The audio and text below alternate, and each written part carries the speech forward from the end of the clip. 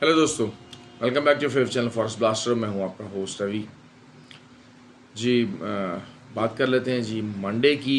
I hope कि Monday को जो है वो अच्छी हमारी ट्रेड्स हैं, जिस तरह के हमेशा जो मेरे वीडियो वॉच करने वाले हैं उनकी रहती हैं, और पर्टिकुलरली उन लोगों की जो मेरे फ्री व्हाट्सएप ग्रुप में शामिल हैं।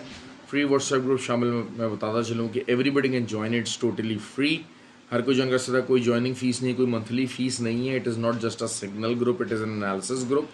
और आप उसको जो है वो लर्निंग पर्पज़ के लिए भी इसको आप यूज़ कर सकते हैं, और अपना इनपुट, अपने क्वेश्चंस और हर चीज़ जो कम्युनिटी बेस्ड ग्रुप है आप उसमें पूछ सकते हैं। कोई ज्वाइनिंग फ़ीस नहीं है। The only thing you have to do is कि आपको हमारे जो है वो आईबी को बनाना पड़ेगा। ऑक्टाफिक्स या एक्सनेक्स अगर आप करंटली यूज़ करते हैं तो उसका आईबी चेंज करना पड़ेगा, और अगर आप न्यू यूज़र हैं तब भी आईबी के लिंक डिस्क्रिप्शन में मौजूद है। हमारे लिंक से आप रजिस्टर करें and then you can join it for free. और जो है वो इसकी कोई चार्जेस नहीं, कुछ भी नहीं है। व्हाट्सअप नंबर ही मेरा डिस्क्रिप्शन के अंदर मौजूद है, आप उसको देख सकते हैं, आप उसको जो है वो लर्न कर सकते हैं। वहाँ पर बहुत कुछ आपको बेनिफिशियल होगा, particularly for the early starters. जो है वो इस किस्म का एक कम्युनिटी बेस्ड ग्रुप जो है वो मार्केट में अवेलेबल नहीं है, only you can avail this. बात कर लेते हैं जी मंडे की। मंडे को क्या होने जा रहा है, सबसे पहले स्टार्ट करते हैं जी DXY से। DXY एक्स्ट्रॉर्डनरी पंप लिया, एक्सपेक्टेड था, करेक्शन आई हुई थी, लेकिन कुछ ज़्यादा ही एक्स्ट्रॉर्डनरी ले लिया। People were not really expecting and were not really into that pump. और लेकिन ये है कि it's part of the trading. अब DXY थोड़ा सा इनिशियल जो रिट्रेसमेंट एरिया है 4 आवर के ऊपर, एक जो स्पिनिंग टॉप बना हुआ है और एक पूरी बेरिश कैंडल बनी हुई DXY की। टेक्निकली अगर आप देखते हैं तो 107 को रीटेस्ट कर सकता है, और उसके बाद जो है वो 106.2 का जो एरिया है वो भी रीटेस्ट कर सकता है, और उसके बाद दोबारा से leg up is expected in the September. तो 10-15 दिन थोड़ा सा इसी रेंज के अंदर DXY रहने वाला है। अब इसका इम्पैक्ट जो है वो सबसे पहले डिस्कस कर लेते हैं। गोल्ड के ऊपर क्या आएगा। गोल्ड मैंने हमेशा से बात करता हूँ कि DXY का डायरेक्ट इम्पैक्ट थोड़ा सा कम आ जाता है, लेकिन ये होता है कि DXY जब महंगा हो तो ऑब्वियसली गोल्ड ख़रीदना भी एक महंगा और एक्सपेंसिव काम होता है। अब गोल्ड हमारा इस टाइम के ऊपर 45 का एरिया है। मैंने आपको जिस तरह अपनी वीकली वीडियो बताया था कि डाउनवर्ड चैनल में आ गया। वीकली पूरी एक मारूबूजू बनी हुई है, सॉलिड मारूबूजू है। दिस रियली शोज़ कि हाँ जी बहुत ज़्यादा नीचे की तरफ आ जाता है। अच्छा, वीकली टर्म्स के ऊपर देखेंगे तो उसको और तरह से एनालाइज करते हैं, लेकिन अभी हम सिर्फ बात कर लेते हैं मंडे की। मंडे को जो एक्सपेक्टेड एरिया है, अगर आप जो है वो उसको देखते हैं तो मैं जो एक्सपेक्टेड ये कर रहा हूँ कि 1740 और 1738 का जो एरिया है वहाँ से एक बहुत ही अच्छा पंप आ सकता है, जो कि आपको 1770 तक का एरिया दे सकता है। 1770 तक का एरिया दे सकता है, एक बिल्कुल परफेक्ट, अगर आपकी जिस तरह से बात रहती है तो रहता है। लेकिन अदरवाइज जो सबसे पहले इनिशियल जो हर्डल है दैट इज़ एट 1756। 1756 के ऊपर कोई भी 4 आवर कैंडल क्लोज होती है तो हम वहाँ से जो है वो तब भी एक बहुत अच्छी नई बाइंग पोजीशन बन सकती है, जिसने बाय नहीं भी लिया होगा। दूसरी बात यह है कि वहाँ से फिर अगर रिजेक्शन आती है तो वहाँ से एक सेलिंग पोजीशन भी बन सकती है, जिसको हम जो है ना वो कर सकते हैं। जो मार्केट है आपको तमाम पॉसिबिलिटीज़ देख के चलना पड़ता है। ये जो वीडियो बनाई जाती है इसलिए बनाई जाती है कि हाँ यार ठीक है, आप ऐसे ऐसे हो सकता है, लेकिन अपने आप को ओपन रख के बैठेंगे, अपने आप को फ्लेक्सिबल रख के बैठेंगे तभी होगा। लेकिन मैं बता रहा हूँ कि जितना ये डाउन आया है, जिस तरह से मुश्किल से डाउन आया, 5 लगातार जो है ना वो बेरिश कैंडल्स बनी है, लेकिन उसमें टॉप भी हिट होते रहे। डेली के ऊपर जो है वो उसने अपने आप को मेंटेन नहीं किया, लेकिन बीच में बहुत बहुत अच्छी बाई के ऊपर भी ट्रेड्स देते रहे हैं। तो अब एक बाइंग डे इज़ एक्सपेक्टेड, मैं बताता चलूँ। और ये जितना भी गैप बना है, जस्ट एक 4 आवर की जो एक कैंडल है वो इस तमाम जो सेलिंग मोमेंटम को 1 मिनट में ख़त्म कर सकती है। जिस तरीके से जब DXY 106 और नीचे की एरियाज़ में गया था और सब ने कहा था कि it is just a correction and it is piling up for the further upside, तो मैं बार बार जो बात कर रहा हूँ कि गोल्ड इज स्टिल बुलिश, वो इस पॉइंट ऑफ व्यू से कर रहा हूँ, क्योंकि गोल्ड को अभी दोबारा बुलिश होने के लिए कोई फंडामेंटल सपोर्ट की ऐसे बहुत ज़्यादा ज़रूरत नहीं है। टेक्निकल बेसिस के ऊपर ही गोल्ड दोबारा से बुलिश जा सकता है। ऑल्दो कि आपको पता है कि मैं फंडामेंटल्स को बहुत ज़्यादा कवरेज देता हूँ, फंडामेंटल्स को बहुत ज़्यादा जो है ना वो उसको ध्यान से देता हूँ, फंडामेंटल्स को बहुत ज़्यादा अपडेट देता हूँ। तो ये तो है मेरा जो सिनेरियो है कि आपने 56 का एरिया देखना। 56 का एरिया 4 आवर पे अगर क्रॉस हो जाता है तो 70 तक का एरिया हम मार्क कर सकते हैं। 60 उसका 61 उसका जो है ना दूसरा TP हो सकता है।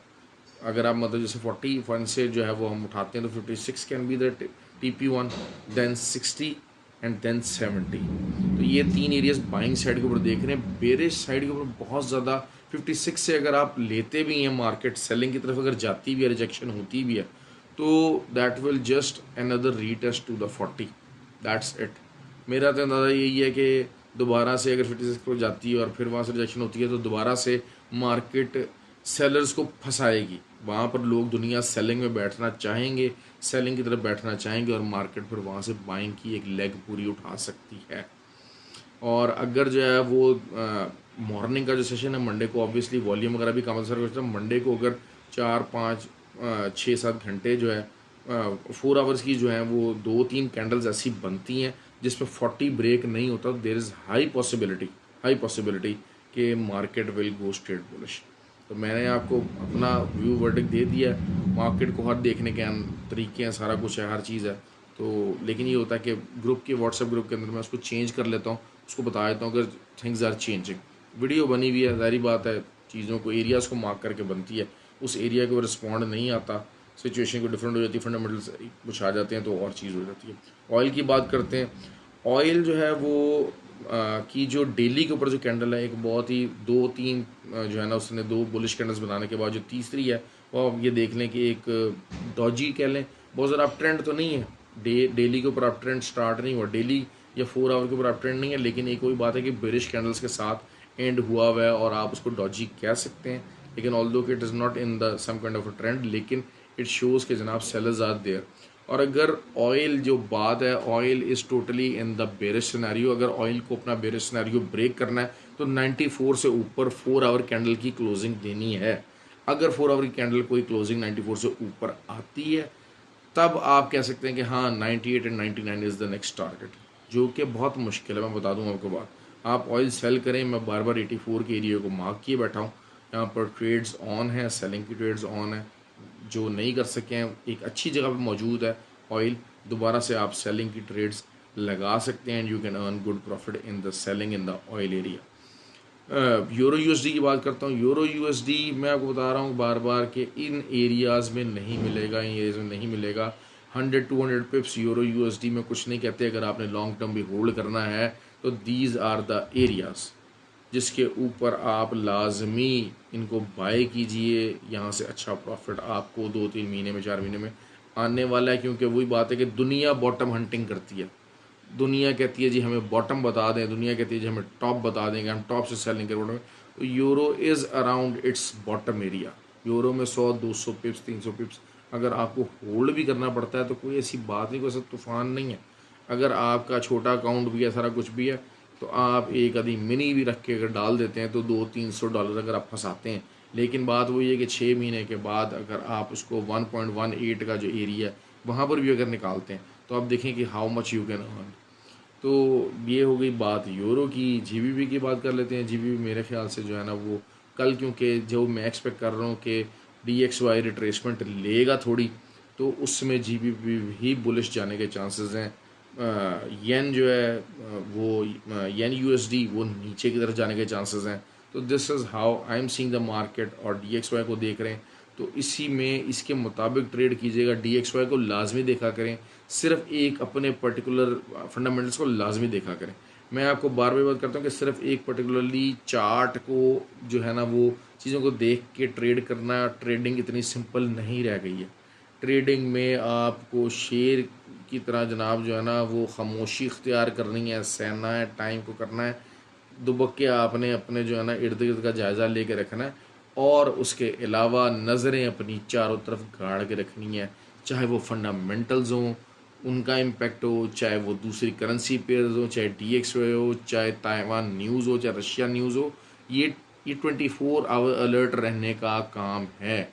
आप जब ट्रेड लगी हुई है तो आपने सिस्टम के आगे बैठना है, सिस्टम के आगे से नहीं हटना, अपने आप को फोकस रखना है। Day trading is one of the most difficult thing.